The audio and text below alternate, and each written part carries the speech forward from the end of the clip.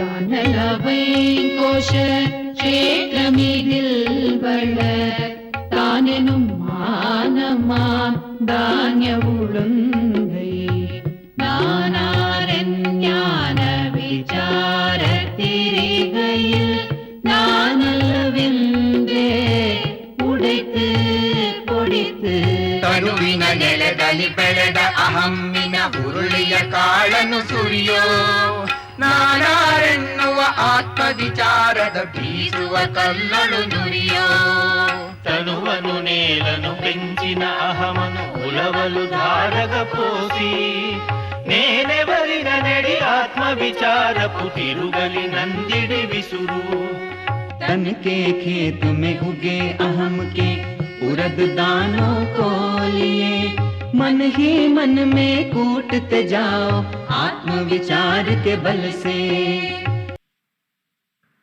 एकम अक्षरम हृदि निरंतरम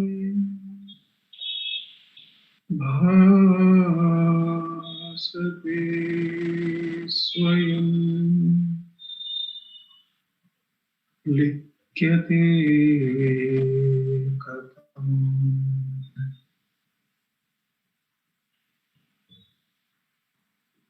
हृदय कुहर मध्ये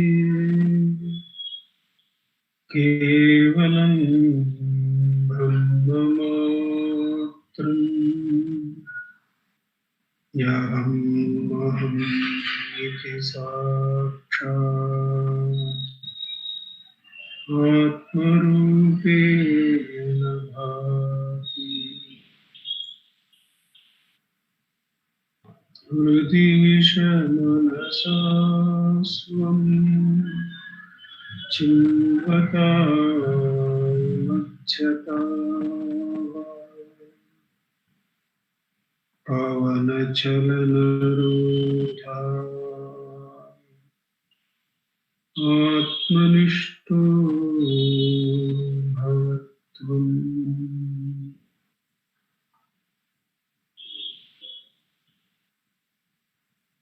देहं मृण्मयवत् जडात्मकम्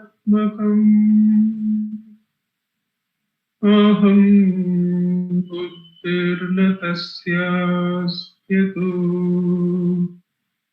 नाहं तत्तभावशुद्धिसमये सिद्धात्मसद्भावतः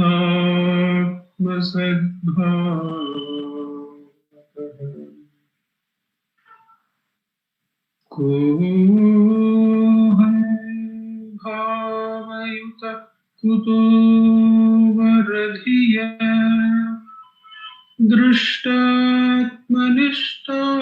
दृष्टात्मनिष्ठात्मना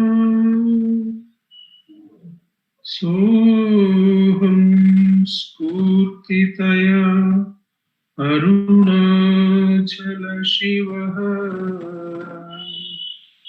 पूर्णो विभाति स्वयं सोऽहं स्फूर्तितया अरुणाचल शिवः पूर्णो विभाति स्वयं।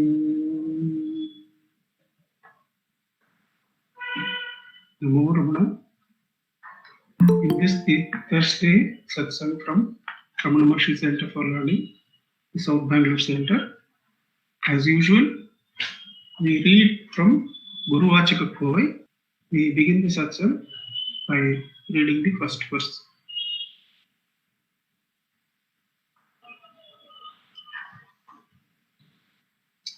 There are these three segments of the book. The first is investigation into the truth. The second is meditation on the truth. And the third is experience of the truth. Today, we are reading from the segment meditation on the truth. The subsegment is conduct of sadhakas. verse number 787, you should know that if at all times the jiva sees only the virtues in others without paying attention to any shortcomings, then his life will be wholly delightful, with no scope in it for repugnance. I'll read the verse again. You should know that if at all times the jiva sees only the virtues in others without paying attention to any shortcomings, then his life will be wholly delightful, with no scope in it for repugnance. There is a small write-up from Power of the Presence underneath this verse, so I read that. Shri Bhagavan generally did not say anything good or bad about anyone. Of course, the self being the highest virtue in everyone, the Maunam is the constant expression of, is the constant seeing of, is the constant being of the virtue in all. The seeing of no other is the highest virtue in everyone. Shri Bhagavan generally did not say anything good or bad about anyone. But if he happened to hear about the demise of anyone he knew, he would immediately tell those around him about the good qualities of the departed person. We must be aware that in Hinduism, we believe in the rebirth, and we have the rites after the dropping of the body by the jivas. We believe that according to their mental trajectory, their journey continues. So there are rites which make their journey easier, and on some day of that, towards the end, there is a day on which all their good qualities are remembered. The belief is that they listen to that and they are able to chart their course of sadhana further with the help of the remainder of those good qualities. If a remainder from relatives can remind that jiva wherever it is about the good qualities, a reminder by Bhagavan, by the jnani, will definitely touch that. He would, but if he happened to hear about the demise of anyone he knew, he would immediately tell those around him about the good qualities of the departed person. We were often surprised by how much he knew about the life and activities of the many people who came to see him. We would also sometimes wonder how he acquired obscure bits of information that were unknown even to us. Then, when we heard him speak, we would often be surprised to learn that the deceased had such good qualities. We all wanted to have the good fortune of being praised by Shri Bhagavan after our deaths. But of course, only those who died during his lifetime had this privilege. Whenever we heard that someone had died, we would make a point of going to sit before Bhagavan, because we were all keen to hear Shri Bhagavan compliment the departed person. Even when he talked about people who were, to the rest of us, inveterate scoundrels, he would always find something good to say about them. There was a rich man called Kandaswami who lived in the town. Although he occasionally used to come to the ashram for Shri Bhagavan's darshan, the local people detested him because of his bad behavior. During his last days, which he spent in the mandapam opposite to the ashram, he suffered from both poverty and disease. While he was lying in the mandapam, he sent word through a messenger that he would like some gruel prepared in the Malayalam way. Immediately, Shri Bhagavan arranged for this gruel to be prepared and sent to him. On the following day, Kandaswami's condition became serious. So serious, in fact, that we were speaking among ourselves, wondering which of his good qualities Shri Bhagavan would speak about when he passed away. A day later, Kandaswami died. Shri Kandaswami died. We immediately went and informed Shri Bhagavan and sat before him, thinking that even Shri Bhagavan would not be able to think of anything good to say about this man. What a disappointment. Shri Bhagavan told us, no one could keep his body and clothes as clean as Kandaswami. He used neither oil nor soap. He would come at 8 a.m. in the morning and start washing his dhoti. Then he would hang it up to dry. By the time he had completed his bath, it would be 12 noon from 8 a.m. His hair and beard were always extremely clean. We hung our heads in shame. Who could equal Sri Bhagavan in seeing only the good qualities in all the people? So the mind which sees only the good, only the excellent virtues in others, will always be in the delighted state. It will always be happy, will always be full of love, will always be in delight, and definitely not in disgust. That's what the verse says. And in a talk, Bhagavan says that to see God in others, which is the highest good in anyone, the only way to see God in everyone is to see God in oneself, is to see the Supreme Being in oneself. And that seeing is the removal of all thoughts from consciousness, purge the consciousness of all thoughts. Then the consciousness free of thoughts is felt as God. It is not that we see others and imagine God in them. And that is the sadhana given to us by Bhagavan in Atma Uchara. For the next 10 minutes, whenever a thought arises in our consciousness, let us not pursue it with more thoughts. Because Bhagavan says, purge the consciousness of all thoughts. Clean it of all thoughts. So as soon as a thought arises, let us let it go and inquire, for whom is this thought? Then that ego, the I thought, is verily offered to the source. Atma Vicharam is Atma Samarpanam. It is Atma Samarpanam to the Supreme Being, where the Supreme Being's aloneness, all oneness, is felt directly by a merger into that. Till such abidance in the Supreme Being is realized to be our very nature, nothing alien to us, no effort required, as simple and easy as the breathing of air. Till such natural abidance in the self is there, one should make the effort of letting go of thought and returning to our source, to the absolute virtue in all. For the next 10 minutes, with Bhagavan's immense grace, let us sit in Atmacharam.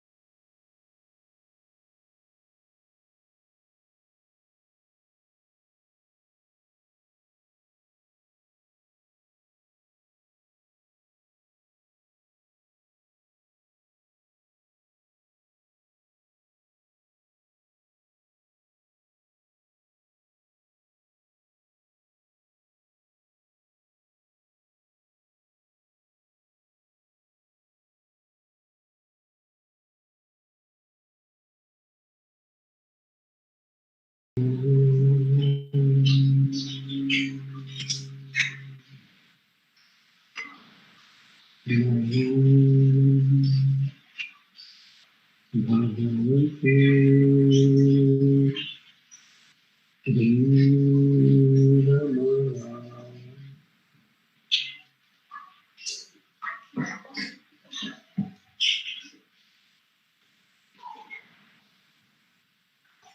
continue the section by reading the second verse from Guru Prabhupada.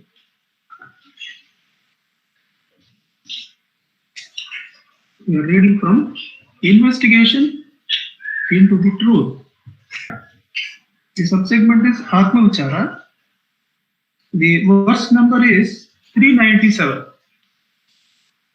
Each time the thought arises, do not entertain the idea of allowing it to develop even slightly.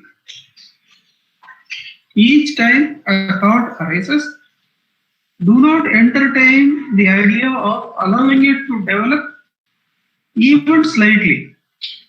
Instead, the proper course is to first inquire of oneself, to whom has this thought occurred?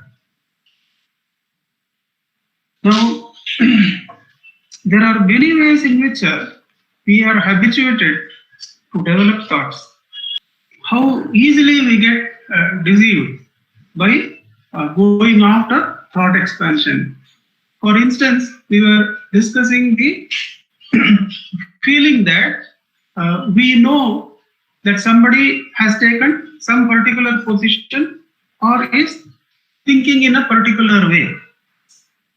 That most of our conversation, if you take it, or the conversation can be within or without, even when it is happening outside, it is happening inside simultaneously.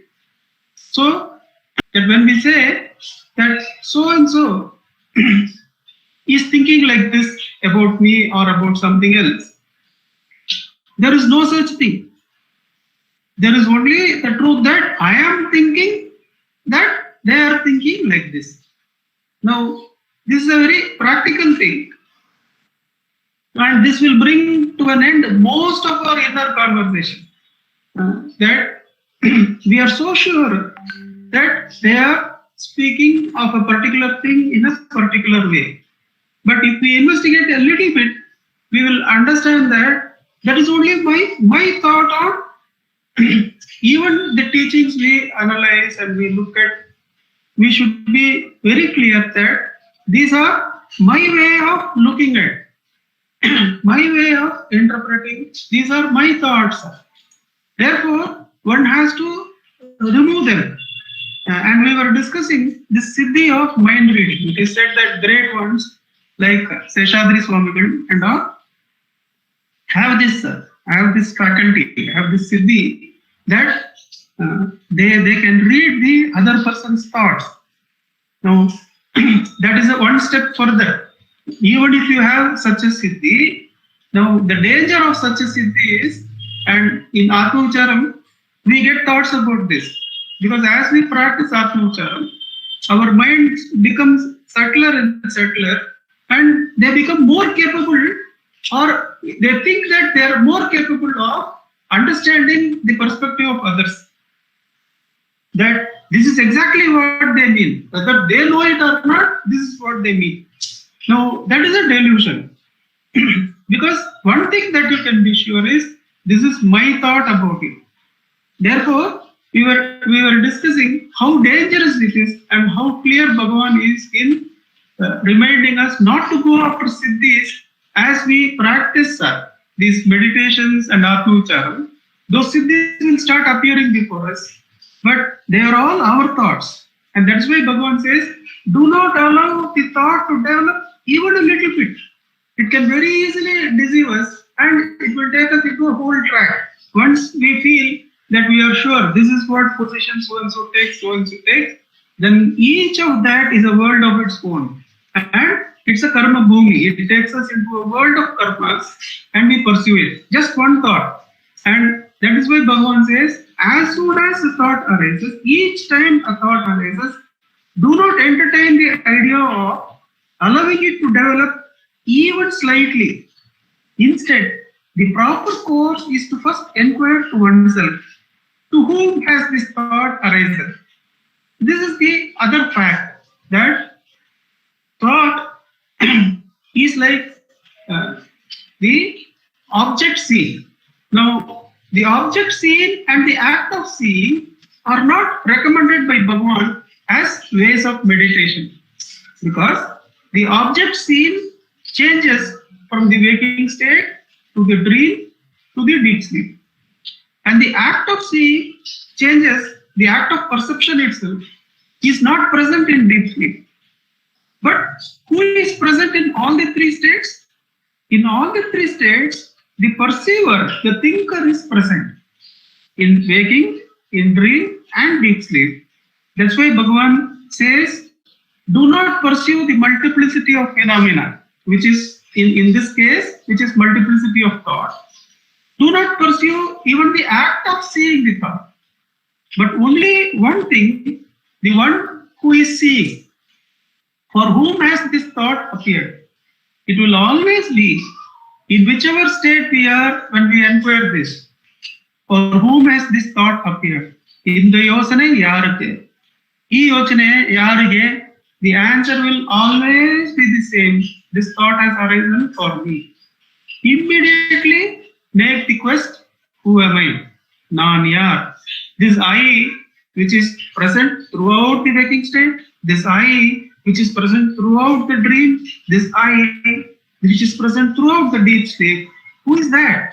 Are there three different I's? One for the waking, one for the dream, one for the deep sleep? No, it is only the one I. And till that single I shines self-luminously, do not pursue the thought, because the thought will take us into the world. And the world can be of any of the nature of the gross world or subtle world or causal world. And that's why Bhagavan says, as each thought arises, every time thought arises, do not try to develop on it. Do not try to complete it. The other way to look at it is, thought being finite, how many ever more thoughts you add, it is not going to give us the ultimate tripti, the ultimate satisfaction, the ultimate peace. Because how many ever limited pieces we add, how many ever discrete entities we add, it will never be the Purna Vastu. The Purna Vastu, the nature is self-luminosity. It is not lit by another. Thought is seen by another. The self-luminous self is not seen by anybody else. Ulladunara, Unaruverimmayil, Ulladunarvagum Undipara, Unarve Namayulam Undipara. To know the self, there cannot be some other consciousness. Ulladunara, Unaruverimmayil, Ulladunarvagum Undipara, Unarve Namayulam. The pursuer who was pursuing, the I thought which was pursuing other thoughts, by Bhagavan's grace, by the Upadesha Shakti of Bhagavan, one starts inquiring who am I by letting go of thought. And the self-luminous self rises and shines. Bhagavan says that when the ego is erased, the Spurana rises and shines. Till that Spurana is abided in completely, one should let go of thought. One should not try to develop thought even slightly, but always seek only one thing, the one responsible for the thought, the one for whom the thought has arisen. Nan yar, who am I?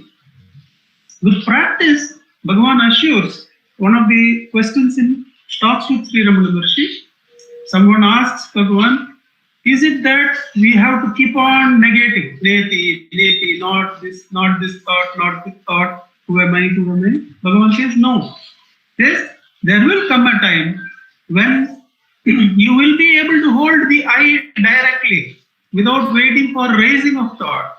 You will be able to hold the I directly, but still with Bhava Bala, but still with Jiva Shakti, you will be holding the I directly. This is called being still. Summa iruttal. Bhagavan calls this as Mulu Muyarchi.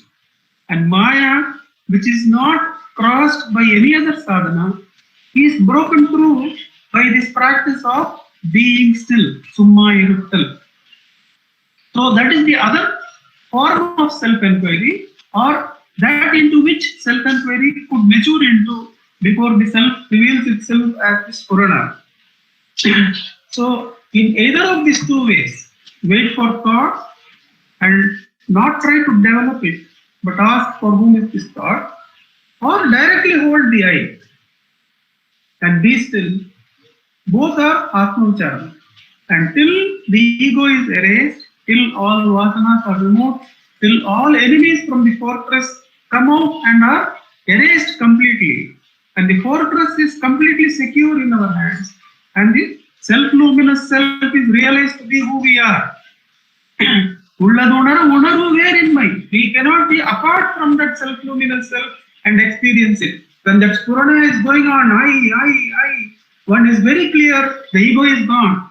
The separateness from it is lost as it should be, because it's an illusion. Till such shining of Purana is realized to be our very nature, one should either be still holding the eye, or wait for the thought to arise, let it go, and diligently inquire, for whom is this thought? Who am I?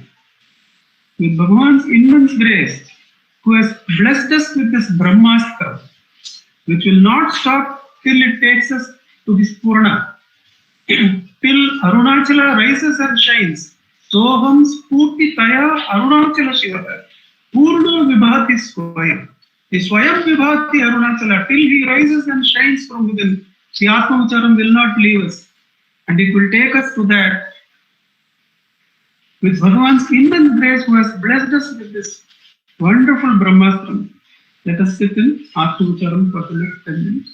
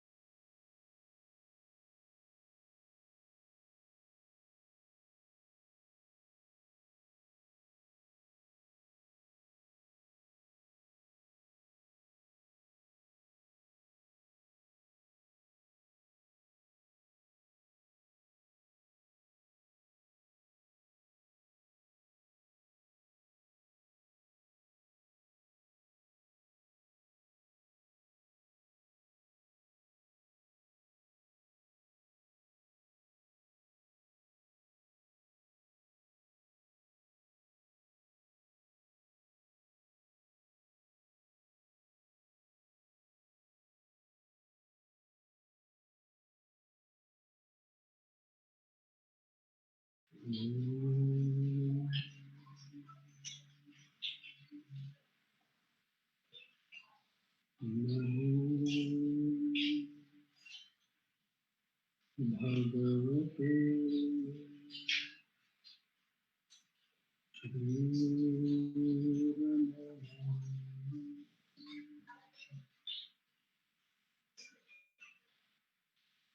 make the concluding remarks.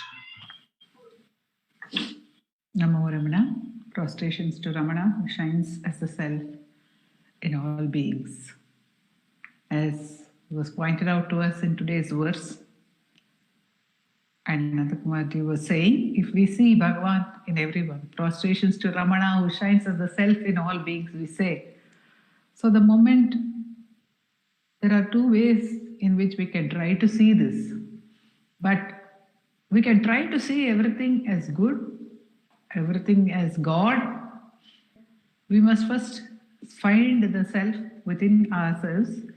And Sadhu Om Swami says in the Dhyana Patu, Ingu kanda piragudan iruppadellam avanmayam. And the point is that in self-inquiry, we are given the option of removing everything which is other. That means removing everything to which there may be any possibility of repugnance or dispelling arising. Because even something which is dear on one day can become something which is not dear the next day. It can become repugnant to us. The same very thing, the same person, the same kind of circumstance which is dear to us on one day can become something which is abhorred by us on the next day. We cannot say there are enough number of instances where people feel that they have been deceived by somebody who was so dear to them. What happens? So till that moment, that person is dear. What to talk of any deception of people who are dear to us or by people who are dear to us?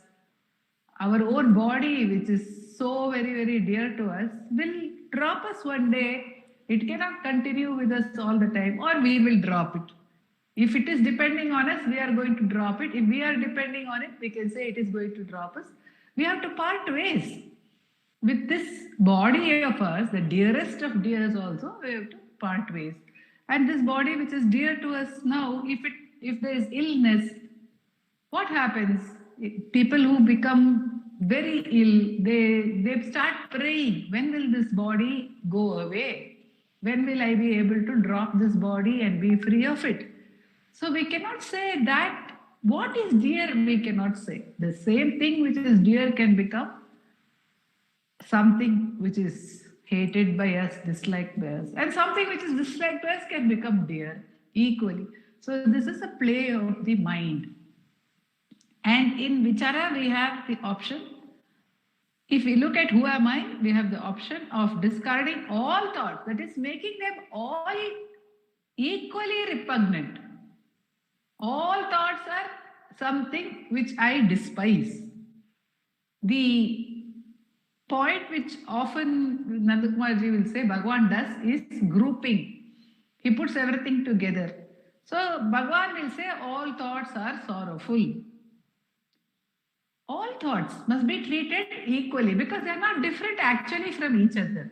Just as people, things, manifestations are not different from each other because they are all the self, even thoughts are all not different from each other. So beginning from there, if we stop making the demarcation between saying some thoughts are bad, some thoughts are good, if we stop making this demarcation right from the thoughts, then it can get transferred slowly, it starts manifesting in our external life as well.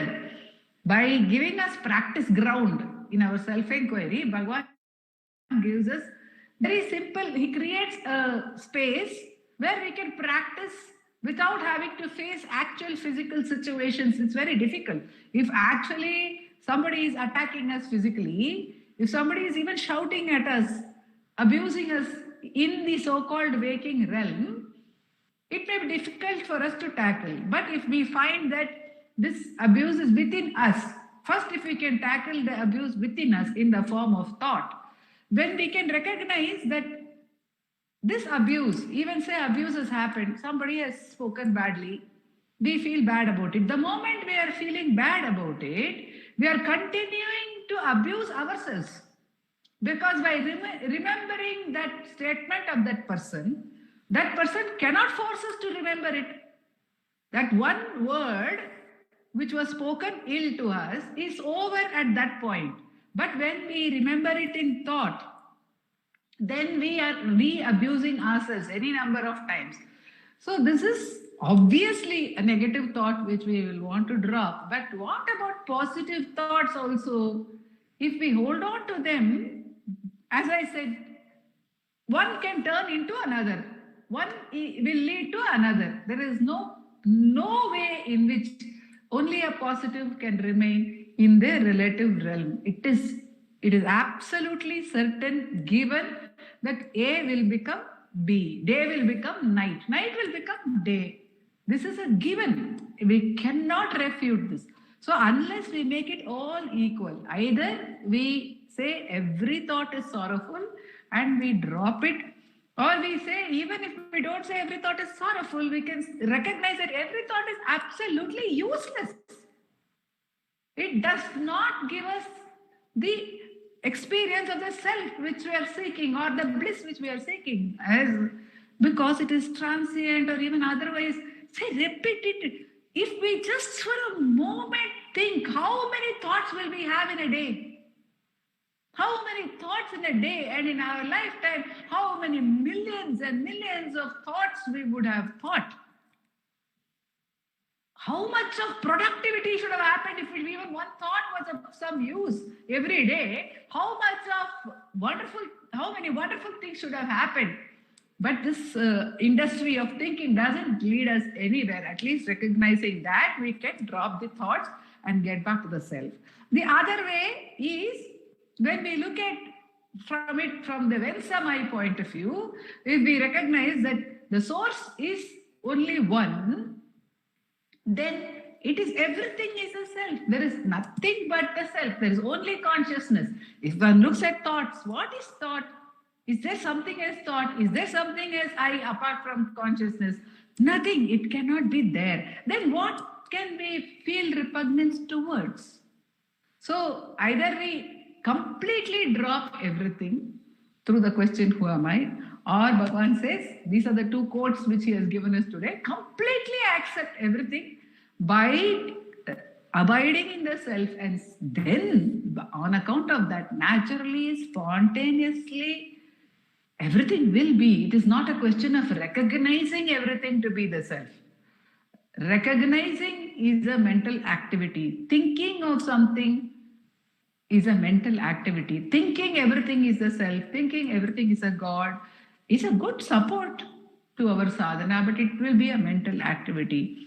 Bhagavan says, just be the self, either through questioning or by simply holding on to the self, to the source, either which way. Bhagavan says, to enjoy the beatitude which is our own nature, our own birthright, and which Bhagavan is giving us with great love from moment to moment. Om Namo Bhagavate Sri Ramana.